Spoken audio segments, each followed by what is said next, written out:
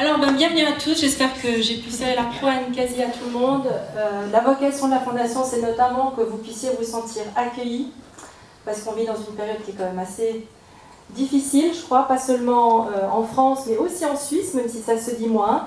Et donc, c'est un plaisir aujourd'hui de vous accueillir dans le cadre de la Fondation A, qui a pour vocation de créer, de tisser du lien entre les différentes générations.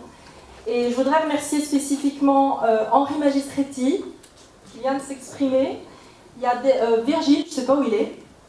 Voilà, il est là. Delphine, qui ne peut pas se lever malheureusement parce qu'elle a ses cannes. Et puis Juliane. Voilà, merci, on peut les applaudir.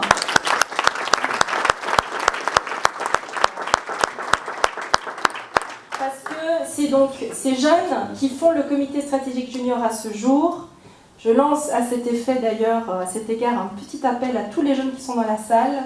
Vous êtes les bienvenus pour pouvoir renforcer le comité stratégique junior, parce qu'Henri va nous quitter en novembre normalement pour aller sous d'autres cieux à Dubaï, monter une clinique privée. Donc on a besoin de force. Et d'ailleurs, ce soir, on a une force aussi, parce que ce n'est pas une question d'âge. En la personne de Patrick José, qui est le directeur Abissa à Genève, Abissa Informatique à Genève. Je rappelle qu'Abissa Informatique travaille depuis 24 ans pour le World Economic Forum, donc le forum de Davos, et aussi plein de meetings à l'étranger. Ça, je ne le savais pas quand j'avais intégré Abissa. Et ensuite, on aura les 4 startups. Voilà, et on terminera avec nos amis de Paris. On est très heureux de les accueillir. Voilà. Merci beaucoup. Je cède la parole à Patrick José. Merci Muriel. Merci Muriel. Merci Henri, merci au comité des jeunes d'avoir organisé cet événement. Je vois qu'il y a du succès. En tout cas, je suis très heureux d'être avec vous pour parler d'un sujet. Je ne vais pas en parler pendant des heures, mais il faudrait des heures pour en parler. Alors, je vais prendre un petit moment pour vous présenter l'entrepreneurship ou le monde des startups, parce que qui dit entrepreneurship dit aussi, quelque part, notamment quand ils sont dans le making, le monde des startups. Vous savez tous ce que c'est, une licorne, et ça désigne, dans le monde économique, quelque chose de rare. Il y en a à peu près une centaine dans le monde. La définition ? 1 milliard de valorisation.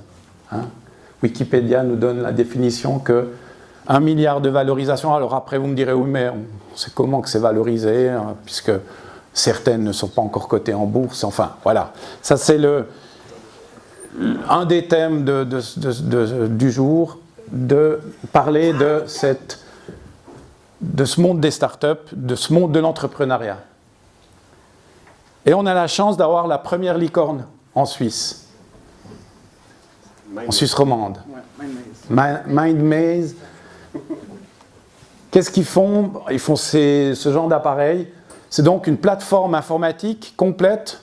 Je crois même qu'ils ont été jusqu'à créer le chip qui va là-dedans, donc le petit module électronique qui détient toute l'intelligence de la machine, pour aider des gens qui ont eu un AVC à recouvrer plus rapidement leur motricité, leur capacité cognitive, leurs facultés. Donc vraiment quelque chose qui améliore drastiquement la vie de pas mal de monde aujourd'hui.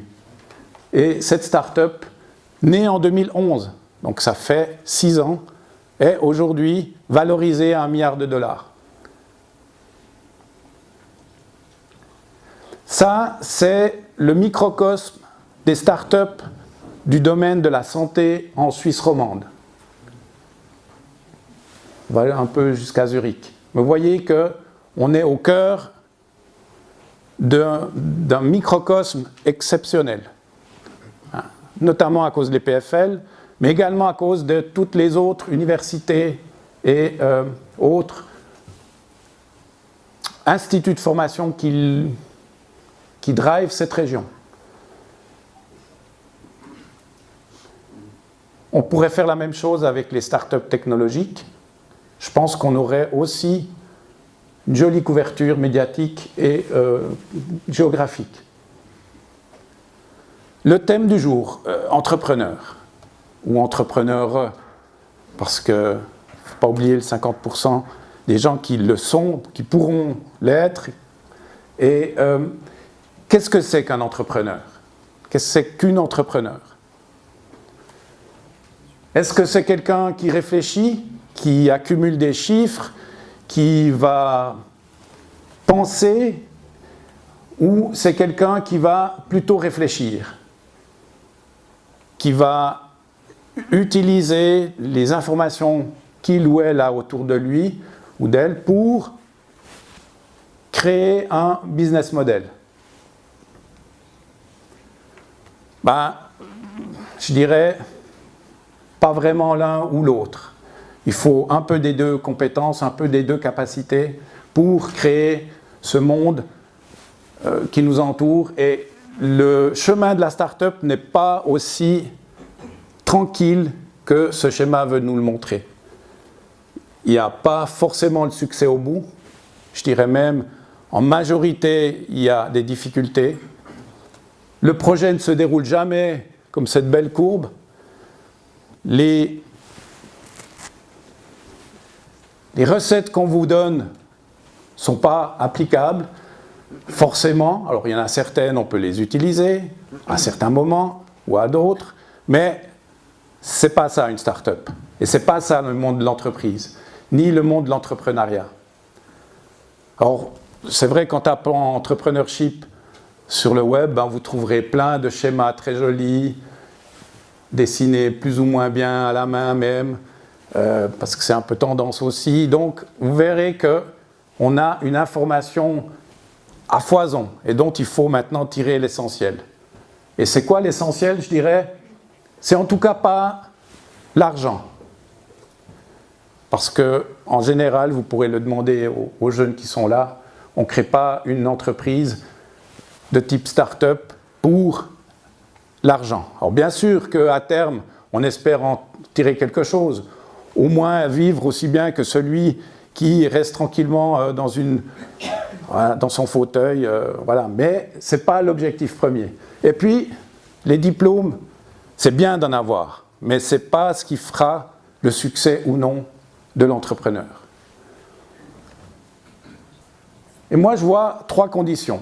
Et puis, vous pourrez m'arrêter, parce que je ne suis pas là pour parler et que vous ne m'interrompiez pas, mais n'hésitez pas à m'interrompre. 3 conditions. Un savoir-faire, un savoir-être, et puis le bon moment.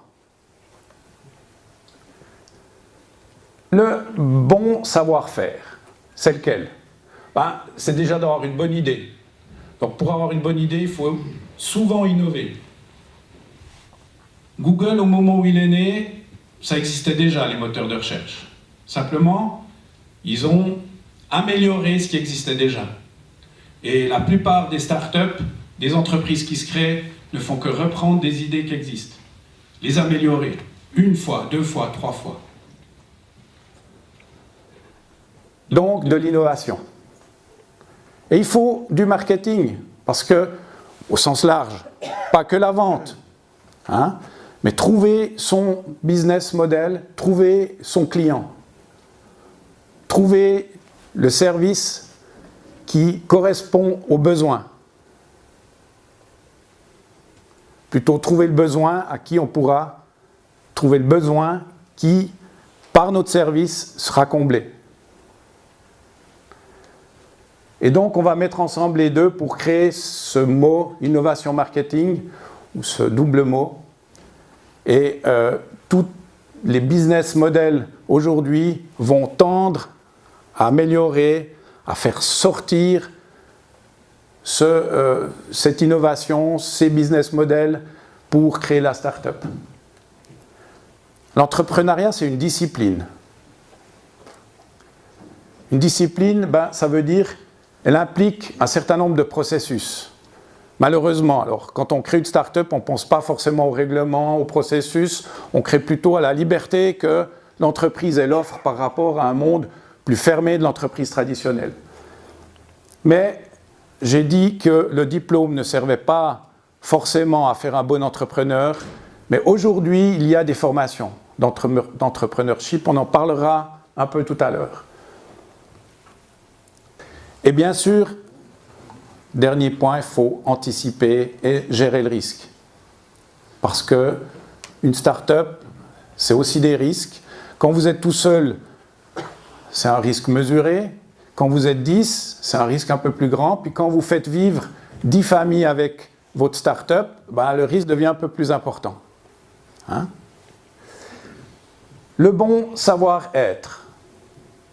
L'écoute, prérequis à toute vente. Ben, pensez à tous les gens qui essayent de vous vendre quelque chose. Est-ce qu'ils parlent en général plus que vous? Oui. Donc, je pense que là, on doit tous faire un effort pour effectivement être à l'écoute. C'est d'ailleurs un peu un des objectifs de la Fondation, c'est d'être à l'écoute de tout le monde. Et un bon entrepreneur, c'est avant tout quelqu'un qui sait motiver. Il est motivé, mais il sait aussi motiver et transmettre sa motivation. Et puis, il faut un peu de passion, parce que sans passion, on ne fait plus grand-chose. Et maintenant, le bon moment. Alors là, je vous ai mis l'horloge, mais le bon moment, nul ne le connaît. Hein? Souvent même, ce n'est pas vous qui le décidez. C'est le marché, la météo, les aléas économiques, la politique. Tous ces événements qui font que le monde est un système. Et l'entreprise est un système à l'intérieur d'un système. Et donc, quand vous utilisez, que vous voyez tous ces systèmes les uns à côté des autres, vous imaginez que la règle pour créer une entreprise à succès n'existe pas. Voilà, quelques liens que vous pourrez visiter pour des cours d'entrepreneuriat. Coursera, c'est une plateforme de MOOC en ligne. La plupart des cours sont disponible gratuitement. Alors, si vous voulez le certificat qui va avec, je crois que c'est quelques dollars, enfin une dizaine de dollars, 45 dollars, je crois exactement.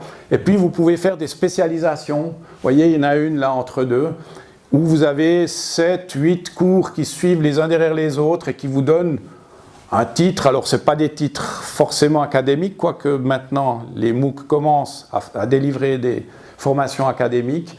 Mais vous avez des cours très intéressants dans le domaine de l'entrepreneurship. Coursera, ce n'est pas la seule plateforme, il y en a d'autres. J'aime bien citer celle-ci parce qu'elle est, je crois, suisse et puis qu'elle est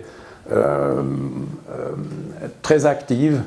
Et puis bien sûr, à l'UNI, les PFL et dans les HES, aujourd'hui, vous avez des cours d'entrepreneuriat. Voilà. Je suis à disposition quelques minutes pour des questions, si vous le souhaitez. Merci.